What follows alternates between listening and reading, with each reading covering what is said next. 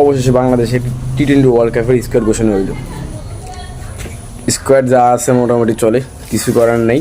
Player নেই, দেন of ফর্মে থাকা প্লেয়ারকেও বিশ্বকাপে দিতে হয়েছে, চান্সেস করার নেই। সবচেয়ে খারাপ বিষয় লাগা হইল, আচ্ছা মায়ের দেওয়া ক্রিকেট বুট এখনো কাম করলো? হ্যাঁ, মায়ের দেওয়া ক্রিকেট বুট এখনো কাম করলো? আমার প্রশ্ন না, সাইফুদ্দিন কি তানভীরের জন্য ভালো খেলে না?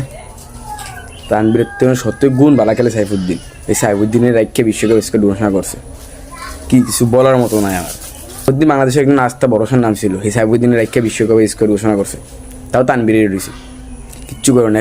লিটন ও ক্লাসিক দাদারা মনে করেন বিশ্বকাপে রয়েছে, কিছু করার নেই। তবে বিশ্বকাপে এই 15 সদস্যের স্কোয়ারে সবচেয়ে চমক ছিল কি জানেন?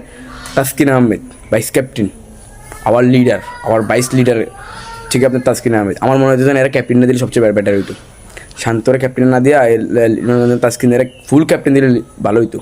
যাই হোক, সবচেয়ে বড় কথা ছিল অনেক জল্পনা কল্পনা ছিল তাসকিন আহমেদের নিয়ে ইনজুরি থাকা অবস্থা তারা কি দলে বিরাবে কিনা। তো বিসিবি তাকে তার প্রাপ্য সম্মানটুকু দিছে।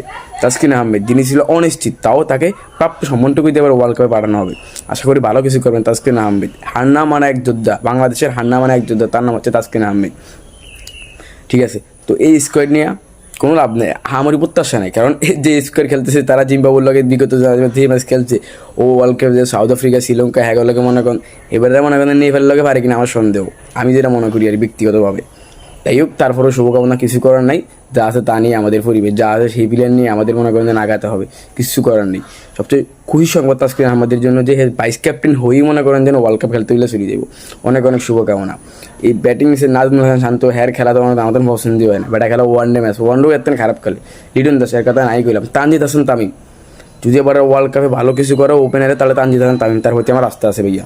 সৌম্য সরকার আমি মানি এই জিনিসটা, ভালো কিছু করবে, তাও যদি আমি এও মানি ভালো কিছু করবে। সাকিব আল হাসান এবার বল হাতে দুর্দান্ত, আমার ব্যাটিং হাতে নেই, তাও মোটামুটি ভাইয়া মনে করেন প্র্যাকটিস করতে আসি, বেশি একটু সময় দিতেছে প্র্যাকটিসে, যেহেতু শত ব্যস্ততার মাঝে সময় দিতে আসে। নাজমুল হাসান, হ্যাঁ নাজমুল আবেদিন ফাইম স্যার হলে সময় দিতে আসে। আশা করি ভালো কিছু হবে, কারণ সাকিব আল হাসান তো সাকিব আল হাসান, আশা করি সে তার রূপে ফিরে আসবে। তারপর হচ্ছে গিয়ে যারা আছে রিশাদ হোসেন, শেখ মেহেদি, আশা করি এরা মনে করেন ভালো কিছু করবে।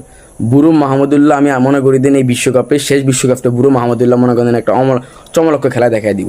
জিম্বাবু মনে করেন ফার্স্ট হ্যাঁ কমা জানি ছিল দুগাই হাফ সেঞ্চুরি মারি দিছে, এবারে অমায়িক খেলা খেলবো। কারণ সৃষ্টিকর্তা সবসময় মানুষকে তার মূল্যবান মনে করেন তার এই সৃষ্টিকর্তা মানুষই সবসময় তার উপরে স্থানে রাখে ভালো মানুষদেরকে। মাহমুদুল্লাহ রিয়াদকে চেয়েছিল একসময় অবহেলিত প্লেয়ার, অর্থাৎ তাকে বাংলাদেশে এখন মনে করেন যে মানে একদম ফার্স্টে মাহমুদুল্লাহ রিয়াদে থাকে অটো চয়েস।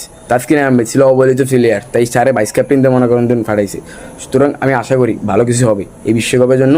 বাংলাদেশের টিমগুলো অনেক অনেক শুভকামনা। নাজমুল হাসান শান্ত আছে, তাসকিন আহমেদ, তোমাদের হলো শুভকামনা। আশা করি ভালো কিছু হবে, অন্তত মানে জিতলে বিশ্বকাপটা খেলে তোমরা।